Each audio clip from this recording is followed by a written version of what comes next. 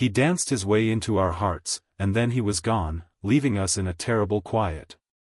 Behind the fame and charm, Patrick Swayze fought a terrible war that ended too soon, leaving behind a beautiful home that is now empty and frozen. On time. From the strong bond he had with his beloved wife to the mental toll of his sad death and the shocking truth about how much he was worth, that was a very sad and powerful story about a star who died too soon. Let's find out what he left behind. Rancho Bizarro is in Silmar, in the San Fernando Valley in California.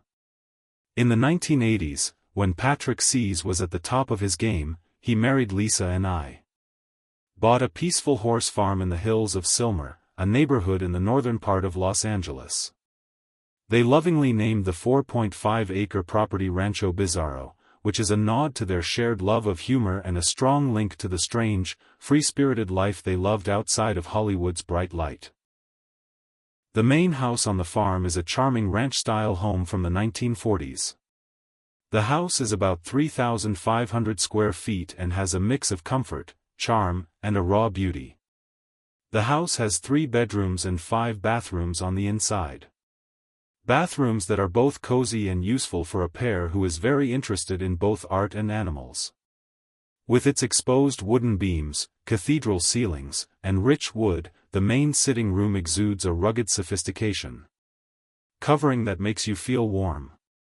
The stone walkways outside make the inside feel bigger. Bring charm into the open air, and inside, a one-of-a-kind antler chandelier hangs from the ceiling. Roof, which stands for his love of nature and the ranch style. True, their many interests. Patrick is an actor and a trained dancer, and Lisa is also an actress, which as a writer and a licensed pilot, the estate was carefully designed to fit both of their personal and work interests. Joys. Patrick's is one of the things that makes Rancho Bizarro stand out. His own private dance studio gave him a place to practice routines, especially in the years after his big break in the movie Dirty Dancing. This studio was Swayze's safe place to be artistic, a place to feel free to move around and get back to the physical practice that shaped so much of his art.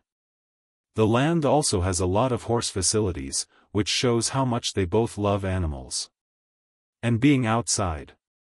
There are 11 horse stalls in a huge barn building, a tack room, places to groom and do laundry, and 2 big fields for riding and training. Over the years, they let many animals on the land, like ducks and goats, and many of them were given funny names. In honor of the movie Dirty Dancing, which Patrick loves. Adding to the estate's unique style, there is a glassed-in entryway that makes the space feel like it's both inside and outside. A free-form swimming pool that's great for relaxing or having people over. There is also a guest cottage that gives tourists a private place to stay and plenty of room for family or friend. For long stays. Rancho Bizarro was more than just a home. It was a very personal haven. The name itself showed that they wanted to make a place where people didn't have to deal with the stress of being famous. And accurately show who they really are. They were able to develop their talents and take care of you can stay close to the city and still enjoy animals and outdoors. Patrick died in 2009 after a brave fight with pancreatic cancer. Lisa Nam kept the property after he died. For a few more years, keeping the memories and the quiet place they had made together safe. She sold in 2015. Eileen Getty, a generous donor, bought Rancho Bizarro for about $2.9 million, ending a very important part of her life. The house went back on the market in 2023. With an asking price of $4.5 million, which sparked interest in the house again. One of Hollywood's most famous and loved stars used to own it.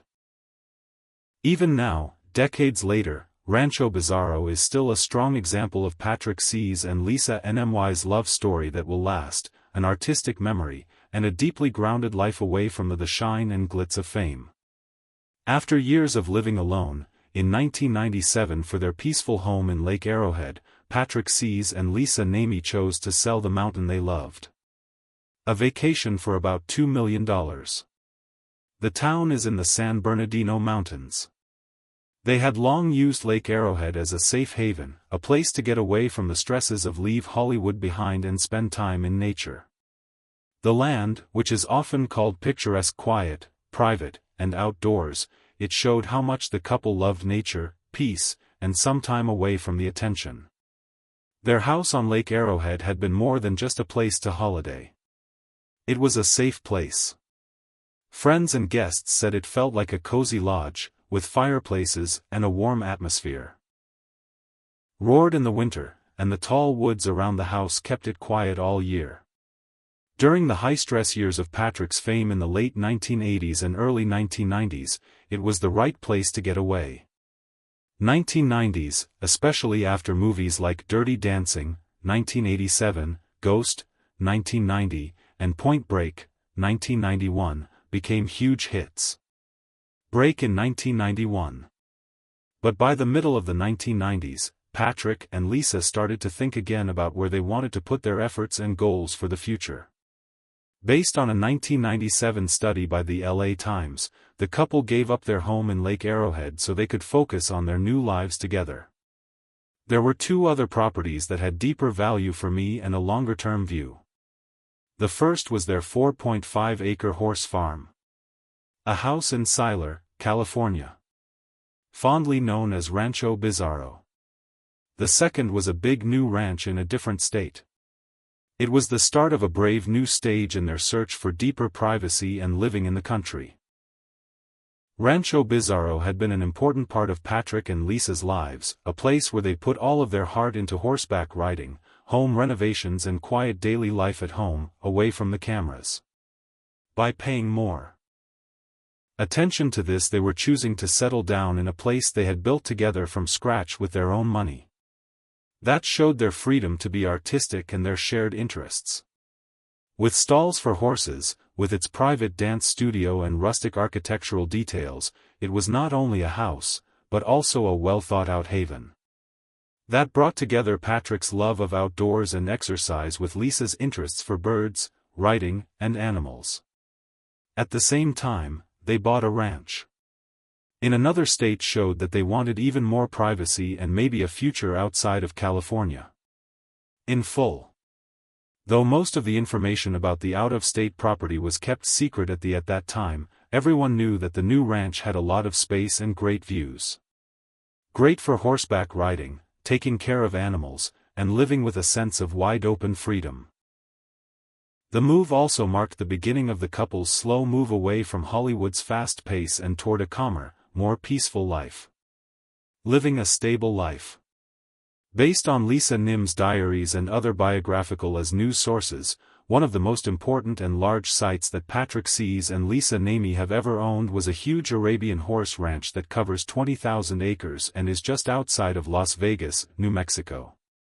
The couple bought this beautiful piece of land in the mid-1980s, not long after Patrick finished shooting Red Dawn, 1984. Scenes that were taken in the rough terrain of northern New Mexico.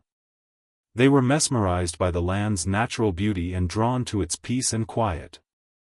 They thought it was the right place to film, where they could live out their dream of living in the country on a large scale. This ranch turned into more than a second house.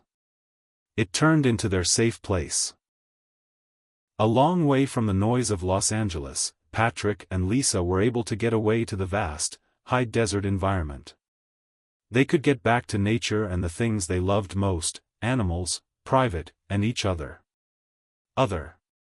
Their lives were surrounded by high meadows, wide plains, and endless skies. The ranch, which gave them the space and time to think that Hollywood rarely gave them.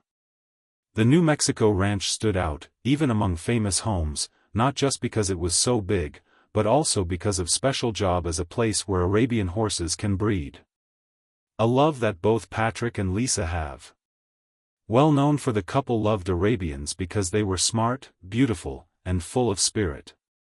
They put a lot of time, energy, and putting time and money into making a trustworthy tool. They took care of, trained, and bred. They kept horses on the property and ran a working ranch that showed how much they cared about animals and the land. Way of life. Patrick did a lot with his hands. He was often seen mucking. You could clean out stalls, help with feed, or ride on the open range. I talked to people, and in Lisa's autobiography, Worth Fighting For, she wrote about how the land in New Mexico was their real escape and a place where Patrick found inner peace and a place where they could both get away from the stress of fame for a while. Lisa once said that he was a cowboy at heart. He was in New Mexico at the time. That man might be him. The ranch wasn't just a safe place to stay. It was also important to me personally. It was the setting for some of the couple's most private and important times. In 2008, during Patrick's after a brave fight with pancreatic cancer, he and Lisa went back to the ranch for a very important emotional event. That year was their 33rd wedding anniversary, and they renewed their vows in a quiet and emotional service. Made their vows on the land they loved so much. What that person did said a lot, not only about how much they loved each other, but also about how important the ranch was to their past together. Afterward, friends said during that hard last part of his life, Patrick held on to that memory more than anything else. Let's talk now about a person named Patrick Swayze. They have one of the most lasting love stories in Hollywood, a deeply moving one. Formed over a decade ago out of mutual respect, creative drive, and emotional closeness. Be strong. They met in 1970, a long time before they were famous. I took the picture. Patrick was 18 years old and the son of dance teacher Patty Swayze. Lisa, who was 14, was one of the dancing students of his mother. What started as a friendship between teens turned into something strong that lasts a lifetime. In just 5 years, on June 12, 1975, they were married, and they stayed together for 34 years until Patrick died too soon in 2009. Lisa and Patrick had always wanted to start a family, even though they never had kids. Family. Lisa had one miscarriage, which was heartbreaking for both of them and something they rarely talked about in public. Lisa later talked about how that loss changed their relationship, bringing them closer and making the bond stronger. There are emotional parts to their bond. Instead of having children, they focused on art and other things they both loved. Like horseback riding and a life that moves between dance schools, movie sets, and their beloved ranches. Patrick a lot talked about Lisa as his idea. And his 1987 hit song, She's Like the Wind, shows that more than any other song. He wrote years ago for a movie project that was shelved but was later used in Dirty Dancing. In a talk from 2008, Swayze freely admitted that Lisa was the idea for the lyrics. The sad, wistful tone of the song, respectful and open, she reflected how Patrick saw her as his spiritual partner and anchor. While Patrick seemed charismatic and physically sure of himself, but he often had inner questions and identity issues. Many of them came from the fact that he grew up in Texas.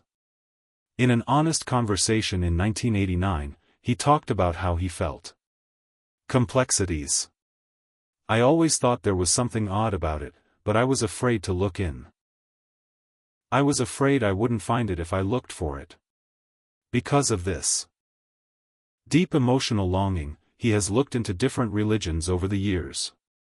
He did EST and Air Hard. Went to training seminars, did transcendental meditation, and went to therapy. It happened in Soka Gakkai, though. Buddhism, a Nichiren school of Buddhism in Japan, where he found spiritual help he had been looking for a long time.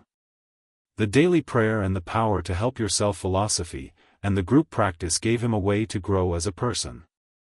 Later, Swayze would say that one of his most important goals was to learn about different religions. What they meant to him personally and how they helped him understand other people. He thought that respecting all faiths was important for personal growth. Sadness. The sudden death of Patrick's father, Jesse Wayne, in 1982 hit him hard. The loss of his wife sent him into a 10-year fight with alcoholism, a time of grief, confusion, and impulses to hurt themselves. During the 1990s, he went to rehab. After the experience, they were more self-aware and vowed to rebuild a quieter life. He took a step back from he stayed out of the public eye and spent more time at his farms in Siler, California, and Las Vegas, New Mexico, with Lisa. They both loved breeding Arabian horses, which helped them heal and brought them joy. He was best known for Tammon, a brown Arabian stallion with a proud, statuesque gait. Patrick loved Tammon so much, often calling him an example of strength and grace, which are traits he himself possessed aimed for, especially as he got older. The ranch work helped me feel better, both physically and mentally, as Swayze tried to find peace by working hard and getting close to animals. Lisa was his support through it all. Their love lasted through cancer, recovery, ups and downs at work, and deep spiritual searching. Patrick said that Lisa was the most stable thing in his life, even in his last years, saying that her love, dedication, and faith in him helped him get through the worst times. It looked like they loved each other. Not only because it lived a long time, but also because of how deeply it dealt with hardship. Patrick once said, She's my partner, my friend, and everything to me." Patrick Swayze was a skilled actress and dancer, and he also had an instrument rating and an FAA license to fly. Rating, which shows how daring he is and how much he loves the sky. He had loved flying for a long time, and so did his wife, Lisa Nemi, who was also qualified and trained to fly. They were free in the cabin together, and they often flew between their lands in New Mexico and California. But sees that the flight wasn't without both real and figurative rough seas. Swayze went national on June 1, 2000. News after an exciting and sudden emergency landing in Arizona's Prescott Valley. He had been in the air. He flew his twin-engine Cessna 414 by himself, with only his 2 dogs with him. On its way from Venice, California, to Las Vegas, Nevada, with the tail number N414PS. The plane had a problem with pressurization during the flight, which can be very dangerous at high altitudes. Swayze decided to take a safe descent because he saw the danger and landed on a dirt road in a household area. Apartment building. It was rough to land. The right wing of the plane hit a light pole, but amazingly, Swayze came out of it unhurt, and his dogs were safe. But what happened next made the story more difficult. Police said that witnesses said Swayze looked drunk at the crash site and reportedly asked for help getting an open wine bottle and a case of beer from the plane. Many people started to guess based on these reports. And attention from the media, especially since Swayze has had problems with drinking in the past. To make things even worse, Swayze allegedly refused to talk to police for several hours after the incident, which spread stories even more. However, a later review made many of the false beliefs. The National Transportation Safety Board's, NTSB, final report says that the crash was not caused by drinking. The wine and beer were kept in outside storage spaces that were not available during the trip, which disproved claims that Swayze had been drinking. Instead, the study found that likely led to the event was hypoxia, a dangerous condition caused by not enough air.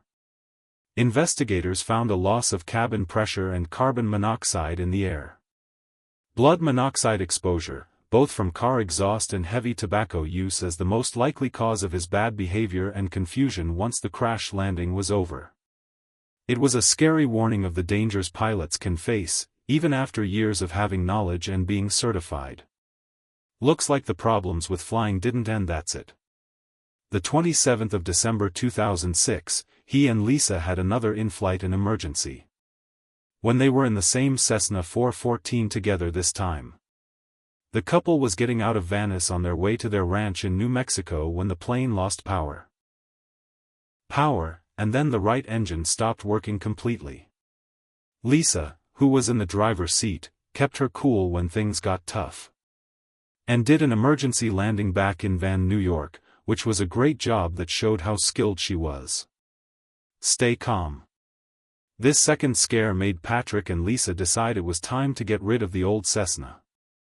In June 2007, they used their flight. The company Prop Jocks Incorporated bought a Beechcraft Super King Airtail. Number N400 Kai, a twin-turboprop plane that is safer and more powerful. Dependability and working well.